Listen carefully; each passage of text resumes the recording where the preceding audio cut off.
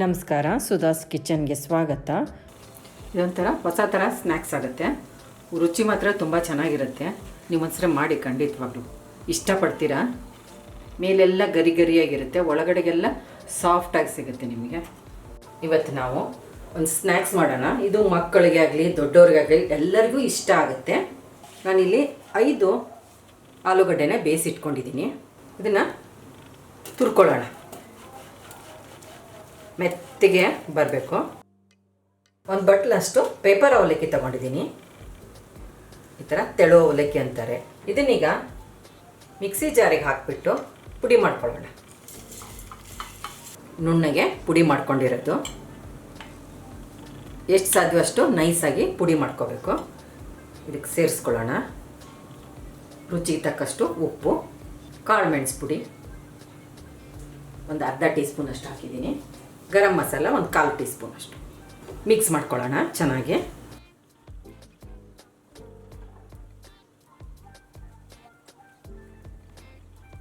ಚೆನ್ನಾಗಿ ಮಿಕ್ಸ್ ಮಾಡ್ಕೊಂಡಿರೋದು. ಇದಕ್ಕೆ ಸ್ಟಫಿಂಗಿಗೆ ಒಂದು ಮಸಾಲ ರೆಡಿ ಮಾಡ್ಕೊಳ್ಳೋಣ. ಪ್ಯಾನಿಗೆ 1 ಟೀ ಸ್ಪೂನಷ್ಟು ಎಣ್ಣೆ ಹಾಕ್ಕೊಳ್ಳೋಣ.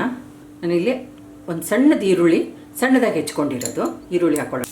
ಇಲ್ಲಿ ಬಟಾಣಿ ತೊಗೊಂಡಿದ್ದೀನಿ, ಹಸಿ ಬಟಾಣಿ, ಕಾರ್ನು, ಕ್ಯಾರೆಟ್ ಎಲ್ಲ ಸಣ್ಣದಾಗಿ ಕ್ಯಾರೆಟ್ ಹೆಚ್ಕೊಂಡಿರೋದು. ಹೈ ಫ್ಲೇಮ್ ಇಟ್ಕೊಂಡೆ ಸ್ವಲ್ಪ ಫ್ರೈ ಮಾಡ್ಕೊಳ್ಳೋಣ. ಸ್ವಲ್ಪ ತರಕಾರಿ ಕಲರ್ ಚೇಂಜ್ ಆದರೆ ಸಾಕು. ನೋಡಿ, ಅರ್ಧ ಭಾಗ ಎಲ್ಲ ಕ್ಯಾರೆಟ್ ಆಗಲಿ ಬಟಾಣಿ ಕಾರ್ನೆಲ್ಲ ಬೆಂದಿದೆ. ಗ್ಯಾಸ್ ಆಫ್ ಮಾಡ್ಕೊಂಡ್ಬಿಡೋಣ. ಅರ್ಧ ಟೀ ಸ್ಪೂನಷ್ಟು ಚಾಟ್ ಮಸಾಲ ಹಾಕ್ತಾಯಿದ್ದೀನಿ. 1/4 ಟೀ ಸ್ಪೂನಷ್ಟು ಗರಂ ಮಸಾಲ, ಒಂದು ಪಿಂಚು ಕಾಳು ಮೆಣಸಿನ ಪುಡಿ, ಸ್ವಲ್ಪ ಕೊತ್ತಂಬರಿ ಸೊಪ್ಪು. ಚೆನ್ನಾಗಿ ಮಿಕ್ಸ್ ಮಾಡ್ಕೊಳ್ಳೋಣ. ಚಾಟ್ ಮಸಾಲ ಹಾಕಿರೋದ್ರಿಂದ ಟೇಸ್ಟು ತುಂಬ ಚೆನ್ನಾಗಿರುತ್ತೆ. ಮಕ್ಕಳು ತುಂಬ ಇಷ್ಟಪಡ್ತಾರೆ ಇದನ್ನು. ನೀವು ಸಂಜೆ ಸ್ನ್ಯಾಕ್ಸ್ ಮಾಡ್ಬೋದು ಅಥವಾ ಮಕ್ಕಳ ಲಂಚ್ ಬಾಕ್ಸಿಗೂ ಇದನ್ನು ಮಾಡ್ಬೋದು. ಇದು ಸ್ವಲ್ಪ ತಣ್ಣಗಾಗಲಿ. ನೀವು ಹಸಿಮೆಣಸಿನ್ಕಾಯಿ ಇನ್ನೂ ಖಾರ ಬೇಕು ಅಂದರೆ, ದೊಡ್ಡವ್ರಿಗೆ ಮಾಡೋದಾದರೆ ನೀವು ಹಸಿಮೆಣಸಿನ್ಕಾಯಿ ಸಣ್ಣದಾಗಿ ಹೆಚ್ಚಿ ಹಾಕ್ಕೋಬೋದು. ನೀನು ಮಕ್ಕಳಿಗೋಸ್ಕರ ಮಾಡುತ್ತಿರೋದ್ರಿಂದ ನಾನು ಸ್ವಲ್ಪ ಕಾಳು ಮೆಣಸಿನ ಪುಡಿ ಹಾಕಿರೋದು. ಇದು ಸ್ವಲ್ಪ ತಣ್ಣಗಾಗಲಿ. ಇವನ್ನ ಉಂಡೆ ಮಾಡ್ಕೊಳ್ಳೋಣ. ನಿಮಗೆ ಯಾವ ಸೈಜ್ ಬೇಕೋ ಆ ಸೈಜು ಉಂಡೆ ಮಾಡ್ಕೊಬೋದು. ಉಂಡೆ ಮಾಡಿ ಇಟ್ಕೊಂಡಿರೋದು ಇದನ್ನ ಈ ಥರ ಬಟ್ಲು ಥರ ಮಾಡ್ಕೊಳ್ಳೋಣ. ನಿಧಾನಕ್ಕೆ ಈ ಥರ ಮಾಡ್ಕೊಂಡಿರೋ ಮಸಾಲೆನ ಇದಕ್ಕೆ ಹಾಕ್ಕೊಳ್ಳೋಣ.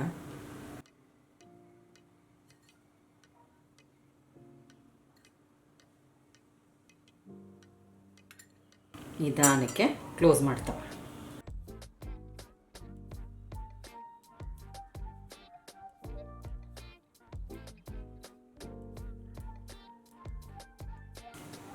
ಮೋದಕ ಹೇಗೆ ಮಾಡ್ತೀವಲ್ಲ ಆ ಥರ ಮೊದಲೆಲ್ಲ ಈ ಥರ ಕ್ಲೋಸ್ ಮಾಡ್ಕೊಂಡ್ಬಿಡೋಣ. ನಿಧಾನಕ್ಕೆ ರೌಂಡ್ ಮಾಡ್ಕೋಬೇಕು. ಈ ಥರ ತುಂಬಿಕೊಂಡು ಇಟ್ಕೊಳ್ಳೋಣ. ಎಲ್ಲನೂ ಇದೇ ಥರ ತುಂಬ್ಕೊಂಡ್ಬಿಡೋಣ.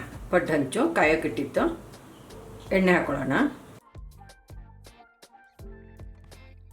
ಲೋ ಫ್ಲೇಮಲ್ಲೇ ಇರಲಿ. ಚೆನ್ನಾಗಿ ಪಡ್ಡು ಹಂಚು ಕಾದ್ಮೇಲೆ ಲೋ ಫ್ಲೇಮ್ ಇಟ್ಕೊಂಡು ಈಗ ಮಾಡ್ಕೊಂಡಿರೋ ಈ ಉಂಡೆಗಳನ್ನು ನಿಧಾನಕ್ಕೆ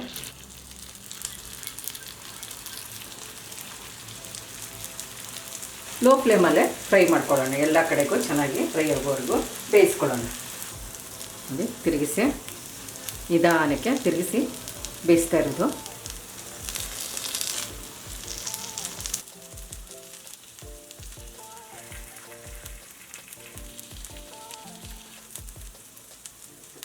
ಸ್ವಲ್ಪ ಎಣ್ಣೆ ಹಾಕೊಳ್ಳೋಣ. ತಿರುಗಿಸಿ ಹಾಕಿದ್ಮೇಲೆ ಎಲ್ಲ ಸೈಡು ಗರಿ ಗರಿ ಆಗಬೇಕು. ಸ್ವಲ್ಪ ಎಣ್ಣೆ ಹಾಕಿದ್ರೆ ಸಾಕು. ಚೆನ್ನಾಗಿ ನೋಡಿ, ಎಲ್ಲ ಕಡೆಗೂ ಚೆನ್ನಾಗಿ ಬೆಂದಿದೆ. ನಮ್ಮ ಚಾನಲ್ಗೆ ಸಬ್ಸ್ಕ್ರೈಬ್ ಮಾಡಿ, ಬೆಲ್ ಐಕಾನ್ ಒತ್ತಿ ಹಾಗೂ ವಿಡಿಯೋಸ್ನ ಲೈಕ್, ಶೇರ್ ಮತ್ತು ಕಾಮೆಂಟ್ ಮಾಡಿ.